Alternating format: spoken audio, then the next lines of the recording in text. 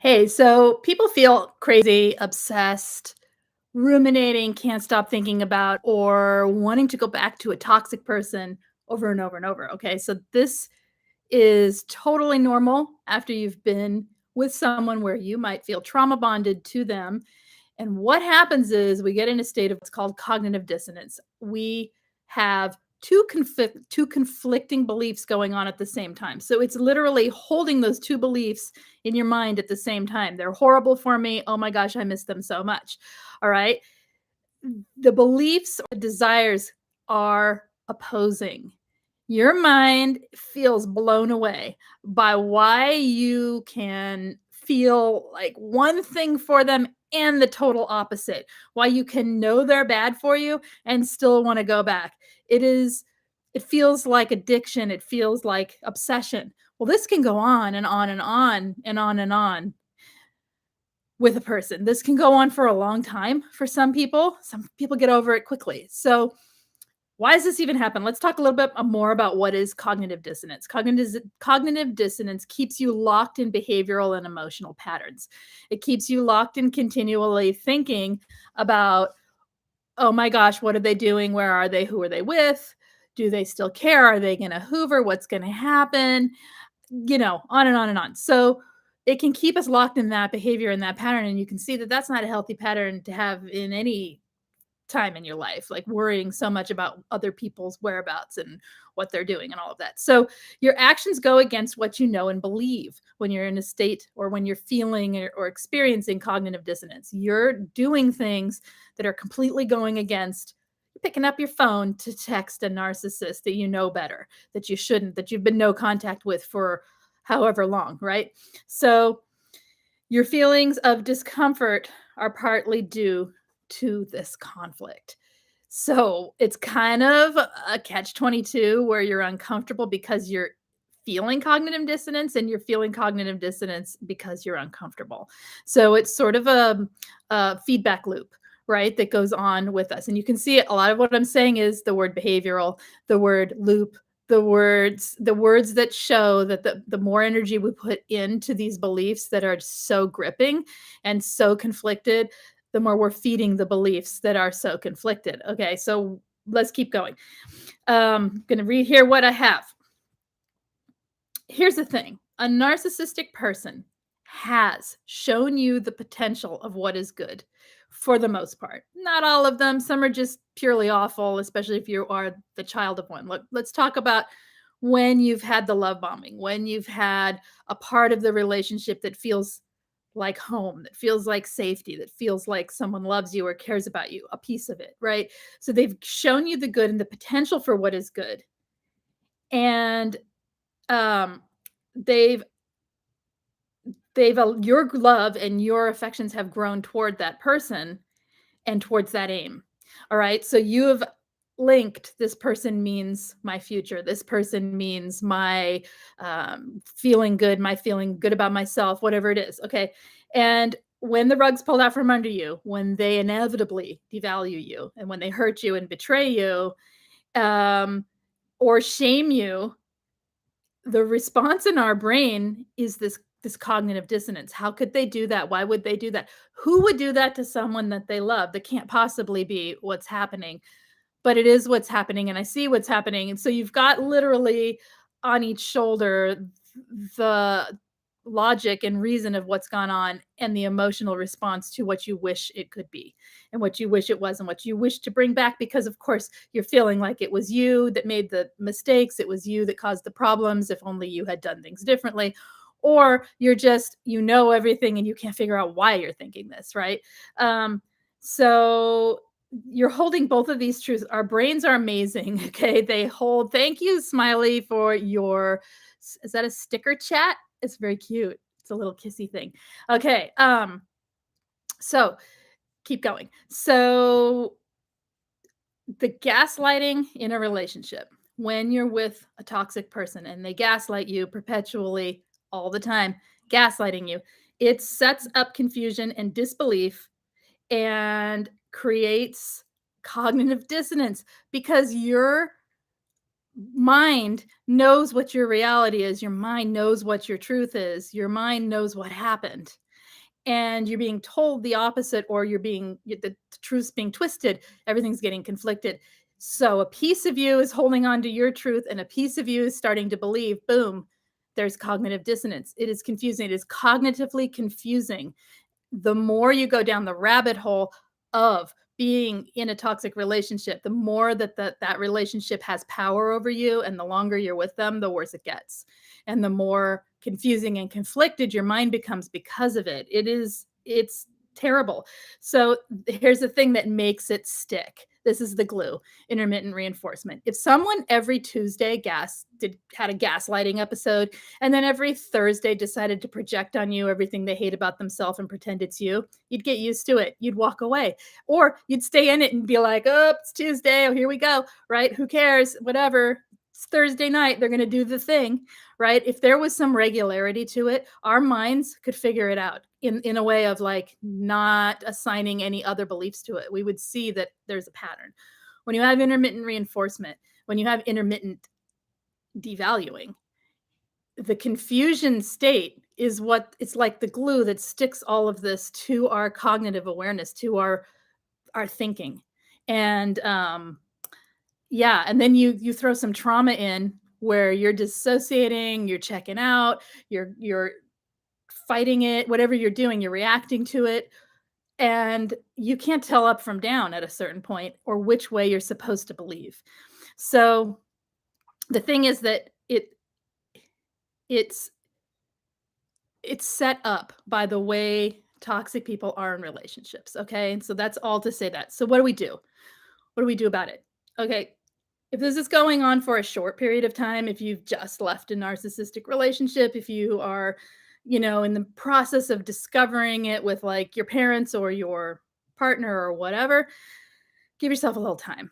This is normal. This is what we go through. Almost all of us go through some form of this. It's very normal to feel this. So give yourself some time and listen perhaps to some of these ideas and see if it can help you. If you have been in this a long, long time or been out of it a long, long time, away from the toxic person, and you're still feeling the ruminating about that person, it's like obsession with that narcissist. When you feel it to the point of that, it may be time to do this seriously.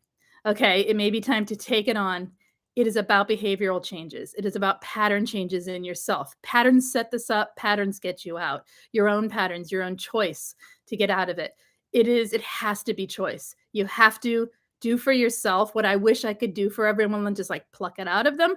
We have to do it for ourselves, unfortunately, but it is so let's go on to what I'm talking about here.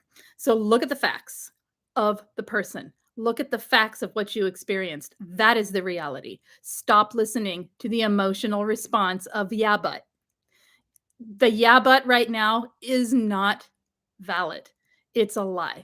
What you're looking back to with the good was a lie. It wasn't a truth. And some of this may hurt what I say, okay? Because the unfortunate part about cognitive dissonance is what holds us in that state of wanting to believe that it could be better, or wanting to believe that they weren't what they obviously are, hurts to hear the truth of. And we often like get mad at the messenger, or we get mad at ourselves for even thinking it, or we feel guilty, or we feel ashamed, or whatever it is. Accept it. Accept a crocodile's a crocodile, a shark's a shark, a narcissist is a narcissist, a toxic person is a toxic person, and someone that hurt you. Okay? Accept what is real and what happened. We're always darting and looking away. You got to look at it's not a scary thing if you can accept that it is not happening right now. This is in the past, and the only way to get through it is to accept it. Okay? Learn what you needed and give it to yourself. So narcissists, we know they read what we need and they give it to us in the love bombing stages if they did that. I know not all of them do, but for the most part, most of them do. So, because that's what keeps you there. Because why else would you stay unless you're a helpless child and can't get away, right? And even then, they're going to love bomb in some way a lot of times just to keep you from, running away, or like just to keep you sort of on the hook with them, right? So learn what you needed and give it to yourself in ways separate from any relationship. Discover who you are. Yeah, that's a big one. Okay, that's a hard one, but really it's part of the process. So maybe it's a matter of stating, I need to understand what it is I needed. I need to understand what it is I still require from my life. And I need to figure out how I'm going to give that to myself. And that's okay. I don't need to know right now. I just need to know that that's where I'm headed. Right. All right. Talk about it. Find someone to talk to. Whoever it is, as long as they understand cognitive dissonance, as long as they are not judging you for feeling stuck and attached to a toxic person. Because a lot of your friends are going to be like, yeah, you're better off without them. Bye. And they're not going to want to hear you go on and on and on. So find someone who has been through it or who can support you through this and talk it through. All right. Whether that be a friend, a relative, a therapist, or a coach. Okay. And at the end, we'll talk about where you can find coaching at least. Okay. So, journal. If you are not opposed to journaling, write it down. Write down the conflicting thoughts. Write down how the conflicting thoughts and then the logic side. Write down the parts that don't make sense. And then write out to yourself, explain to yourself why you need to listen to the logical side. All right. It's you want to list the toxic things they did. You want to have that list. Read it. Read it often. Accept it. This is true. You might want to say these things are true. And listen to other survivor stories of what happened. And do you believe them? Of course you do. Do you believe yourself? Start to learn to. Start to listen to you. Okay. And then I have gratitude written down. And what I mean is finding things in your life to enjoy that have nothing to do with relationships with others for a little while. In other words, find your own joys, simple, little, teeny, tiny, itty bitty things in your day to take your focus off of the toxic person. Remember, this is patterns. So here's the thing. When you are ruminating, you need to stop. You need to be a little bit stern sometimes and just stop. If this is fresh and new for you, maybe this part you can be a little softer with yourself, right? But if this has been going on and on for you and it's very difficult for you to break this cognitive dissonance way of thinking, realize you're in a distorted way of thinking and you need to stop. It's fantasy at this point. You are fantasizing about your conflicted thoughts and you're trying to resolve it. This is not resolvable. You cannot take the toxic behavior and the good behavior and make it make sense. It doesn't make sense. Okay. The only way it makes sense is to understand who they were, what they are, and how they interact within relationships and let them have their stuff and don't take it on for yourself. For yourself, what you're looking for in your life, you need to know, what do you want in your life? What kinds of interactions do you want? What kinds of affection do you want? What kind of energy do you want around you and influences do you want around you? List those things on a piece of paper. Does the narcissist fit those things 98% of the time? Okay, let's give people a little credit. 89% of the time. My guess is they fulfill those things 20% of the time, if that. Because when they're good, they're really, really good. But it's short-lived. And the longer you're with them, the shorter lived it gets. Okay. So yeah, we need to be clear in our heads about what the reality was. So more tips for healing this. Be creative with it. Art, poetry, songwriting, sculpting. It doesn't matter. Anything to get it out of you in a creative way, representational even, so that you can just let the emotions have a place to go that isn't back into the cycle. Okay. Because right now it's looping and your emotions are feeding your emotions are feeding your emotions and on it goes. Right. So to get out of that, we got to hop out of the cycle. Sometimes getting it out of ourselves, being creative or being active or being, I know the best thing I did for myself was Pilates. I mean, honestly, it sounds ridiculous, but it was getting out of my head and having to stop thinking about everything for 1 hour to focus on doing movement that if I did it wrong, I might hurt myself. So I'm pretty clear that I'm not going to do it wrong. Right. And listen to what someone's telling me and just stay in the moment with it helped me to learn to do that outside of there. Does that make sense? Like, we have to interrupt these patterns. It really is a pattern interrupt process. All right. So do some extroverted things. One thing that I have read is that people who engage in extroverted activities and life tend to heal faster from trauma.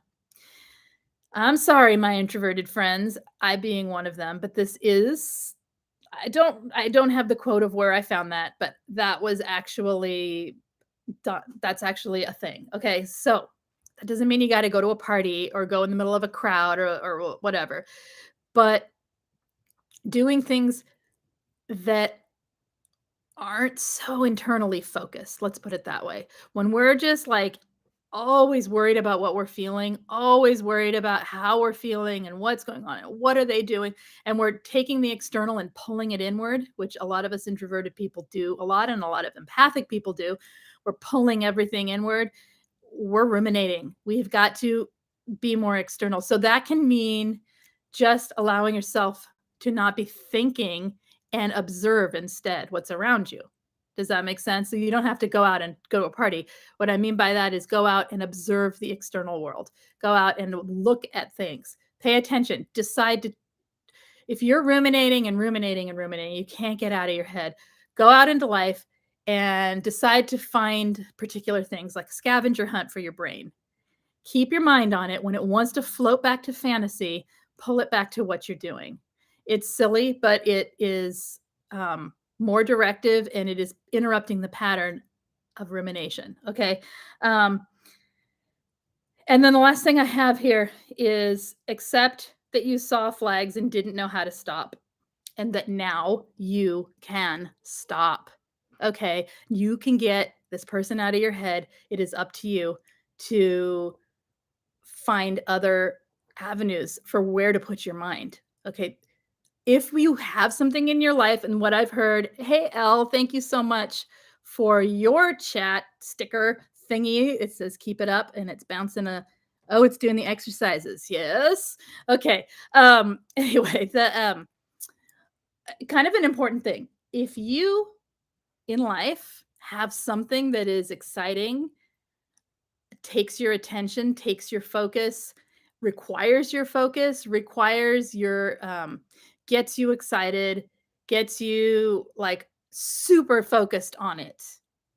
Your mind isn't going to hold this rumination quite as hard.